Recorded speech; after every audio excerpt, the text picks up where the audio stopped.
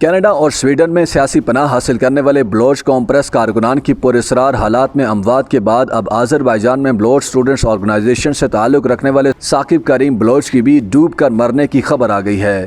ثاقب اپنے 2 بھائیوں کی جبری گمشدگی اور پھر ان کی مسخ شدہ لاشیں ملنے کے بعد بیرون ملک چلے گئے تاکہ وہ وہاں پر اپنی زندگی کسی خوف اور خطرے کے بغیر گزار سکیں، لیکن ایسا ممکن نہ ہو سکا اور اسے وہاں بھی پراسرار موت کا سامنا کرنا پڑا۔ BBC اردو کی ایک رپورٹ کے مطابق بلوچستان سے تعلق رکھنے والے طالب علم فیصل کریم بلوچ نے بتایا ہے کہ ان کے بڑے بھائی ثاقب کریم بلوچ آذربائیجان کے دارالحکومت باکو میں پراسرار حالات میں سمندر میں ڈوبنے کے باعث ہلاک ہو گئے ہیں۔ فیصل کریم نے بتایا کہ آذربائیجان کی پولیس نے میرے بھائی کی موت کو حادثہ قرار دیا ہے، لیکن ہم چاہتے ہیں کہ ان کی موت کی تحقیقات ہوں کیونکہ اس حوالے سے ہمیں خدشات ہیں۔ انہوں نے کہا کہ اس سے پہلے کینیڈا میں بھی ایک بلوچ قوم پرست خاتون کریمہ بلوچ پراسرار حالات میں ڈوب کر مر گئی تھیں، لیکن یہ ایک حقیقت ہے کہ خفیہ ایجنسیاں ان کا پیچھا کر رہی تھیں۔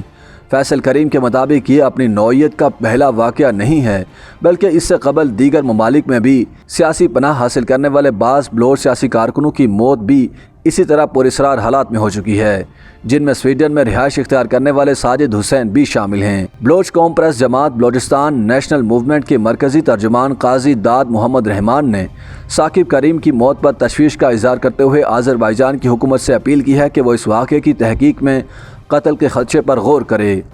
یاد رہے کہ بلوچ نیشنل موومنٹ کا شمار بلوچستان کی ان سخت گیر قوم پرست جماعتوں میں ہوتا ہے جو کہ پارلیمانی سیاست کے مخالف ہیں۔ یہ جماعت الیکشن کمیشن کے ساتھ بطور سیاسی جماعت رجسٹرڈ نہیں ہے۔ اس جماعت کے مرکزی صدر غلام محمد بلوچ کی جبری گمشدگی کے بعد لاش برآمد ہوئی تھی، جبکہ فی الحال اس جماعت کے متعدد رہنما یا تو بیرون ملک مقیم ہیں یا زیر زمین ہیں۔ تاہم دوسری جانب بلوچستان کے وزیر داخلہ میر ضیاء اللہ لانگو نے ریاستی اداروں پر بیرون ملک لوگوں کو نشانہ بنانے کے الزامات کو سختی سے مسترد کرتے ہوئے اسے ریاستی اداروں کے خلاف ایک بے بنیاد پروپیگنڈا قرار دیا ہے۔ آذربائیجان کے دارالحکومت باکو میں منسٹری آف جسٹس کی جانب سے 13 جولائی سن 2022 کو جاری ہونے والے ثاقب کریم کے ڈیتھ سرٹیفکیٹ کے مطابق ان کی موت 8 جولائی کو ہوئی۔ سرٹیفکیٹ کے مطابق ان کی ہلاکت پانی میں ڈوبنے کی وجہ سے ہوئی۔ ثاقب کریم کے چھوٹے بھائی فیصل کریم کا کہنا ہے کہ آذربائیجان سے ہمیں بتایا گیا کہ ثاقب کی موت سمندر میں ڈوبنے کی وجہ سے ہوئی ہے۔ انہوں نے کہا کہ اگرچہ وہاں کی پولیس نے میرے بھائی کی موت کو ایک حادثہ قرار دیا ہے، لیکن ہم چاہتے ہیں کہ UNHCR یعنی اقوام متحدہ کا ادارہ برائے پناہ گزین اور وہاں کی حکومت ان کی موت کے بارے میں تمام پہلوؤں سے جامع تحقیقات کریں، کیونکہ یہ اس نوعیت کا پہلا واقعہ نہیں ہے۔ انہوں نے کہا کہ اس سے قبل بھی بیرونی ممالک میں سیاسی پناہ حاصل کرنے والے بعض بلوچ سیاسی کارکنوں کی موت بالکل اسی طرح ہوئی تھی، جس کی وجہ سے ہمیں شبہ ہے کہ بھائی کی موت کے پیچھے کوئی سازش کار فرما نہ ہو۔ 32 سالہ ثاقب کا تعلق بلوچستان کے ضلع واشق کے علاقے بسیمہ سے تھا۔ وہ شادی شدہ تھے اور ایک کم سن بیٹے اور بیٹی کے والد تھے۔ انہوں نے سول انجینئرنگ میں ڈپلومہ کر رکھا تھا۔ تعلیم مکمل کرنے کے بعد وہ کچھ عرصے کے لیے اسلام آباد منتقل ہوئے تھے اور ان کے بھائی کے مطابق انہوں نے کیپٹل ڈیولپمنٹ اتھارٹی میں ملازمت بھی اختیار کی تھی۔ فیصل کریم نے بتایا کہ زمانہ طالب علمی میں ثاقب کریم کا تعلق بلوچستان میں بلوچ قوم پرست طلبہ کی سب سے بڑی تنظیم بلوچ اسٹوڈنٹس آرگنائزیشن کے گروپ کالعدم BSO آزاد سے تھا۔ ان کا کہنا تھا کہ ثاقب کریم سن 2015 میں دبئی منتقل ہوئے اور سن 2018 میں وہ آذربائیجان چلے گئے، جہاں UNHCR کو سیاسی پناہ کی درخواست دی تھی۔ ان کا کہنا تھا کہ وہ سن 2018 سے آذربائیجان کے دارالحکومت باکو میں مقیم تھے اور رواں سال کے آغاز میں UNHCR نے ان کی درخواست قبول کرتے ہوئے انہیں سیاسی پناہ گزین کی حیثیت دی تھی۔ فیصل کریم کا دعویٰ ہے کہ ثاقب کریم کے جلا وطنی اختیار کرنے سے قبل ان کے 2 بھائیوں کو جبری گمشدگی کا نشانہ بنایا گیا تھا اور بعد میں ان کی تشدد شدہ لاشیں برآمد ہوئی تھیں۔ ان کے مطابق ان کے 2 بھائیوں میں سے طارق کریم کو کراچی جبکہ عاصم کریم کو کوئٹہ سے جبری طور پر لاپتہ کر دیا گیا تھا۔ انہوں نے کہا کہ جن 2 بھائیوں کو جبری طور پر لاپتہ کرنے کے بعد ہلاک کیا گیا ان کا تعلق بھی کالعدم BSO آزاد سے تھا۔ فیصل کریم کا کہنا تھا کہ Tariq Karim Balochistan university of information technology and management sciences Quetta کے طالب علم تھے۔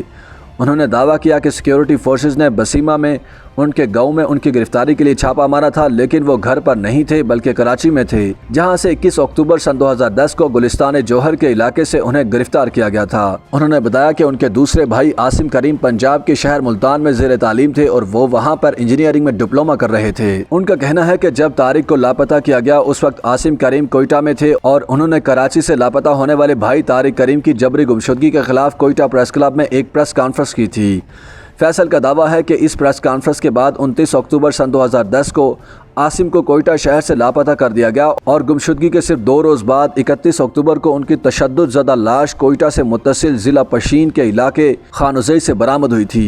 फैसल करीम ने दावा किया है कि अगरचे जबरी गुमशुदगी का निशाना बनने वाले उनके पहले भाई तारिक करीम को कराची से उठाया गया था, लेकिन 7 माह बाद 11 मई 2011 को उनकी मसखशुदा लाश कोयटा में फेंकी गई। उनका दावा है कि उनके 2 नौजवान भाइयों को तालीम के दौरान उनके सियासी नज़रिए और कालदम BSO आज़ाद से ताल्लुक़ की बुनियाद पर हलाक किया गया। बलूचिस्तान नेशनल मूवमेंट ने अपने बयान में इन दोनों भाइयों की जबरी गुमशुदगी और उनकी हलाकत का इल्ज़ाम रियासती इदारों पर आयद किया था। फैसल करीम का कहना है कि 2 भाइयों और अपने मुतादिद दीगर नज़रियाती साथियों की जबरी गुमशुदगी और उनकी मसखशुदा लाशों की बरामदगी के बाद इस किस्म की वहशत से दोचार होने से बचने के लिए साकिब करीम ने जिलावतनी इख्तियार की, लेकिन 7-7.5 साल बाद हमें उनकी भी लाश मिली है। उन्होंने कहा कि मेरे नज़दीक मेरे तीनों भाइयों का जुर्म कोई नहीं था, बल्कि उन्हें उनके नज़रिए और सोच की सज़ा दी गई। याद रहे कि साकिब करीम बलोच से कबल कनाडा में सियासी पनाह हासिल करने वाली BSO आज़ाद की साबिक चेयरपर्सन करीमा बलोच की लाश भी पानी से मिली थी। वो 20 दिसंबर 2021 को अपने घर से निकलने के बाद लापता हुई थी और 22 दिसंबर को उनकी लाश मिली थी। टोरंटो पुलिस के मुताबिक करीमा की लाश शहर के एक जजीरे के करीब पानी से बरामद की गई थी। करीमा बलोच से कबल स्वीडन में सियासी पनाह हासिल करने वाले सहाफ़ी साजिद हुसैन बलोच की लाश भी अबसला की नदी से मिली थी। साजिद हुसैन मार्च 2020 में लापता हो गए थे और 1 महीने बाद पुलिस ने साजिद हुसैन की लाश बरामद की थी। कनाडा और स्वीडन की पुलिस ने दोनों वाक़यात को हादसा करार दिया था, ताहम बलोच नेशनल मूवमेंट और दीगर बलोच सियासी हलके इन अमवात को एक साजिश के तहत कत्ल करार देते रहे हैं और उनकी जानिब से तहकीकात का मुतालबा किया जाता रहा है।